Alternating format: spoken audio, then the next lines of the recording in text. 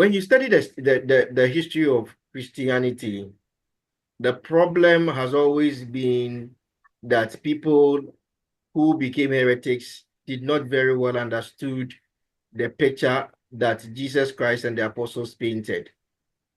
All right. Okay. So you have Arius, who was a bishop. You have Marcion. Marcion, I think Marcion was a presbyter. He took theological studies like some of us have done, but he ended up a heretic. So when you have a distorted view of Jesus Christ, that is what happens. Now, when you come to the prophetic ministry today, prophetism is a beautiful thing that from the Old Testament, God has been using the prophets. But what we have to ask ourselves is that why did God use the prophets in the Old Testament? And why were the apostles prominent in the New Testament? In the New Testament, you realize that the prophets were there. There were so many prophets in the New Testament, but it looks like the assignment had differed.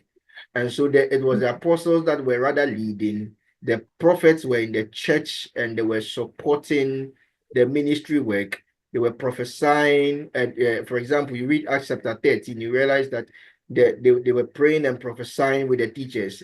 But in our days, the very big problem we face is still it still has to do with understanding the very foundations that were laid for Christianity.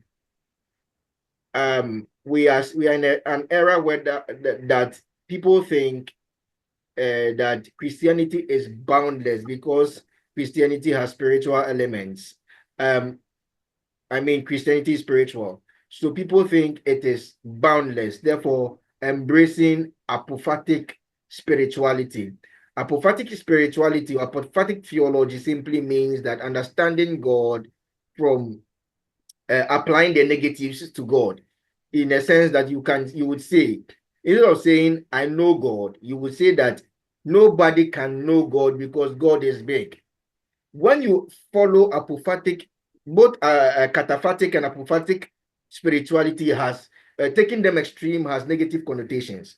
But our friends from the other side, the prophets, embrace apophatic spirituality, and that is to say that everything is boundless. You cannot judge. You cannot know what is truth. You cannot know whether it is God at work or it is not God at work. So do not judge.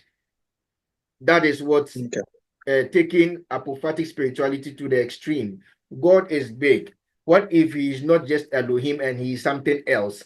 What if there is a revelation in the set of and 7 books of Moses that you Christians are condemning?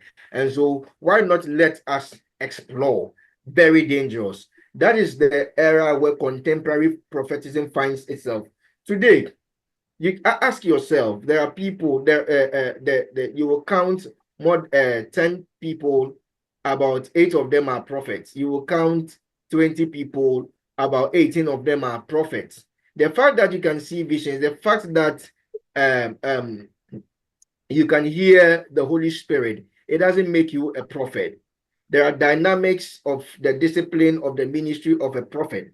And if it was a platform for teaching about prophetic ministry, then I will talk about some of these things. And so what we are facing today is an imbalanced foundation of the doctrines of Christianity, because we have elevated gift over sound teaching. All I have to do, you see, there are people who are Muslims, there are people who are not from other, like they are traditional believers, okay? They come into Christianity and then they exhibit gift.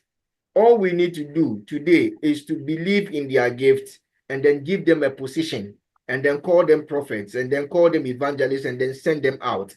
Meanwhile, in the early church, when somebody becomes a Christian, they will spend like 3 years in catechumenism. Catechumen is like discipleship. Being a catechumen was like discipleship today, that they will take you through discipleship 3 years. You have not been initiated into membership yet. Permit me to use the word initiation in the loose tense. You have not been converted into a membership. You are a Christian, but let's say you are a new convert. So you are a new convert. You have not passed through. You have not been baptized yet. So the early church, that was in the 3rd and 4th century, they would take you to catechumenism for 3 years. What are you doing? You are learning about Jesus Christ. You are learning about the Holy Spirit. You are learning about God the Father, pateriology, and all the basic doctrines of Christianity. So at the end of the day, after 3 years, even though you are not holding a position, you are a solid believer. You understand what we see, what Godhead means. You understand what ecclesiology means. You understand bibliology. So it's like some kind of Bible school. But today he exhibits a gift, and then we give them a position, and then at the end of the day, we have so much problems. And when Dr. Otadu says 95%, then it becomes a fight amongst us. Meanwhile, this is the basic challenge we are facing. Can you imagine a prophet cannot explain the personality of Jesus, the divinity of Jesus? And we will say that I cannot teach because I am a prophet. Meanwhile, the prophets were teaching with the apostles and teachers in Acts of the Apostles. This is the problem. And if we don't find solutions, and then we do not humble ourselves and not make a master out of a particular office, we will end up getting a whole generation into doom, thinking that prophetism is superior to all other gifts. When Paul was enumerating the gifts in Ephesians chapter 4, verse 11, he was not listing them in levels of superiority, but all the offices are equal before. But he was only listing them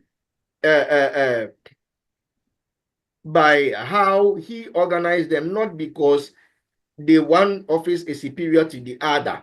How God would judge the prophet is the same way he would judge the apostle, the evangelist, and the teacher.